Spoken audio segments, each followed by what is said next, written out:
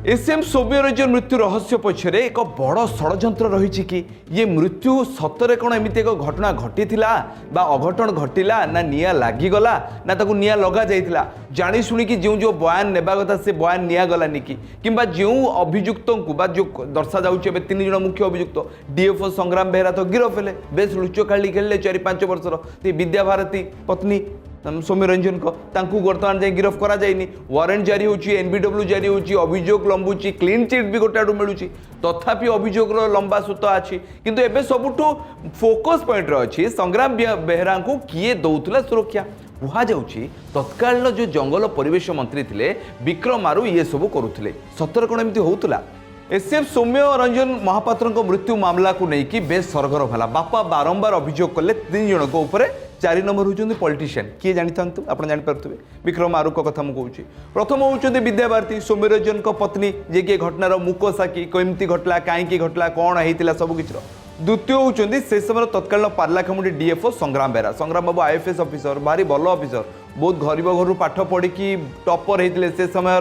गंजाम ब्रह्मपुर गोटे बड़ आइडेंटिटी था संग्राम बेहरा ना जिते आसला समस्त चकित भी होगले संग्राम बेहरा ये मामला भितर केमती टाणिक आसिले तृतीय होती रोसेया मनमथ कुंभ ए 3 जन को लेकिन सरगरम आलोचना है सौम्यरंजन को बापा बारंबार अभियोग कले ये 3 जन योजनाबद्ध भाव में हत्या करिसेंती पुओ को सबुठु बड़ कथा होची ये घटना पई विक्रम केसरी आरोप को दायी एथिपई करागला जे घटना रे अनेक फाउल प्ले थिला कुआ जाउतला जे पार्लाखंडी गजपति जिल्ला रे अनेक गुडी चंदन काठ चोरी होची से सब रे संग्राम बेहरांकर संपृक्ति थिबा अभियोग कले एवं ये सब घंटो गुडिया पे विक्रम केसरी आरोप ये सब कले याकू नै कि क्राइम ब्रांच मामला दियागला और बीजेडी सरकार से सब क्राइम ब्रांच तदंत कला परे विद्या भारती संग्राम बेहरा एम समस्त तदंत परिसर को आनला पचरा उचरा कला कि क्लीन चिट देइतिला हेले घटना कौन मोठू अधिका जानी आमर पार्लाखमुंडी प्रतिनिधि आदर्श बाबू आदर्श प्रधान कहींपारे जे किपरि भाव में ये पूरा घटना होती आदर्श पूरा से समय घटनास्थल में उपस्थित थे से दिन को देखी आम सीधा सड़क सहित जोड़ी होगा पचार आदर्श केमती कौन घटनाटे घटी पूरा घटनार मामला एवं क्यों दिग को जाऊँगी जो गुड़िक प्रश्न को लेकिन सौम्य बापा अभियोग करते सेतेबेले मध्य क्राइम ब्रांच कथा कहतु पुलिस कथा कहतु से घर निकट पड़े 80 भाग पड़ा पर केमती मृत्युकालीन जमानाबंदी ये पालाखंडी रेकर्ड बयान रेकर्ड कराइला एवं रेकर्ड मृत्युकालीन जमानाबंदी रेकर्ड बेले सेठी डीएफओ कहीं उपस्थित रोते आम्बुलांस गला बेले बाटकर कहीं अटुला आदि विभिन्न प्रसंग से अभियोग उठे अभियोग उठेबा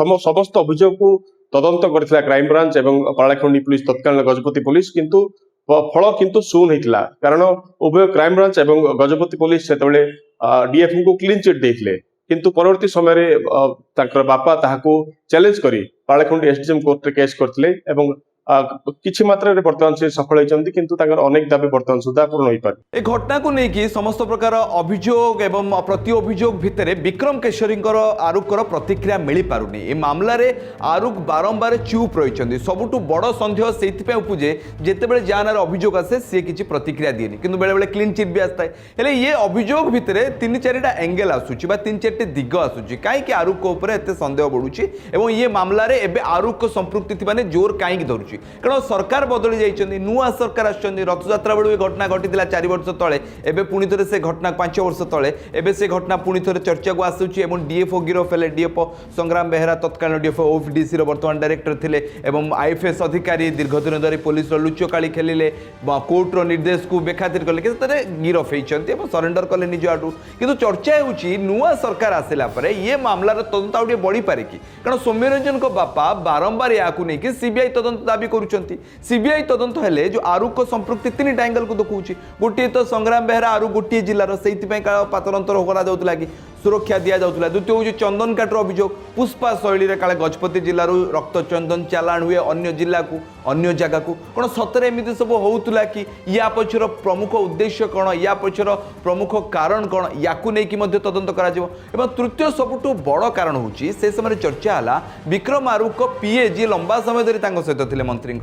तत्कालीन से पीए को बदली करा जायतिला विक्रम आरुख जानी नथिले जदि भी जानी हठात केमती पीए को बदलिए अनेक समय नेता मंत्री विधायक सांसद निजर पीओ को पाखु छाड़ती कहीं पीए सब किसी कम करती पीए तांकर विश्वस्त भाजन किंतु एपरी घटना पछरे एबे रहस्य कौन रही चर्चा होची ये सब भितर आरुख बीजेपी मिसवा नहीं भी चर्चा है गोकुल मल्लिक जी गोकुलानंद मल्लिक जी मंत्री अच्छा सी भी प्रतिक्रिया रखिले मिसिले भल कथा किंतु आरुख ये सब खबर को चर्चा को निराधार कले हेले राजनीति कोडा कोडे लुचि रहे प्रत्येक घटना ये घटना भी सेमती किसी राजनीति लुचि रही कि जहाँ किसी लुचेबा चेष्टा करा कि आपड़ जो से दिन घटना मन पकेबे जुलाई 11 तारीख थाए 2021 मसीह कोविड समय से समय हठात संध्या बेलू जना पड़ा जे एसीएफ सौम्यरंजन घरे जली जाइए कहगला सी अदरकारी कागज किसी बही को जलाऊला से जलीगले भाई बही को जलाऊले निजे केमी जलीजे ये घटना भी सन्देह प्रकट कला 80 भाग जलीगले एमती जलिले जदि जला हम ताल गोटे दुटा हाथ गोड़ कौन जल ना मुह जल कि 80 भाग देहर जली जाए हो पारे दुर्घटना सब किसी संभवपर ये भी आम कहवा नहीं आम्बुलेंस निगला आम्बुलेंस नहीं पालाखंड मेडिकल को निगला अभियोग गला जे आम्बुलेंस को अधिक समय अटकई रखागला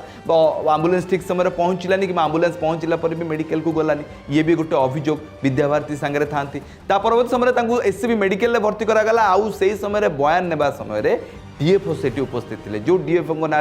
सन्देह सृष्टि होती जो डीएफओ ना मामला रुजु कर जो डीएफओ संग्राम बेहरा गिरफ होती तत्कालीन डीएफओ तो संग्राम बेहरा उपस्थित बयान केमती नहीं सी भी एक सन्देह हेले सरकार नुआ आसला ये सब रहस्य उपर पर्दा हटि पार कि सौम्यरंजन को मृत्यु केमिति है अंततः से स्पष्टीकरण रखा कि वन लाइनर भाव में आप मतामत कौन शेयर करेंगे किंतु ये सब भितर सेंटर पॉइंट हूँ पॉलिटिक्स गंजाम पॉलिटिक्स दीटा पावर सेंट्रिक काम करुला 24 निर्वाचन पर या पूर्व गोटे हूँ विक्रम आरुख सहित पूरा घुमुसर अंचल जोटा रहा और आउटे विक्रम पंडा गिरफ हो जाती ये विक्रम कौन हम अवस्था या कौन कर ये राजनैतिक पशापाल एमती मामला आउ 4 वर्ष चलो आपको नहीं निर्वाचन बैतरणी बीजेपी पार हो मतामत कौन आप रखिए विक्रम आरु ये सब घटना को लेकिन प्रतिक्रिया रखुना बारंबार मुझे कही सारी आप मतामत कौन शेयर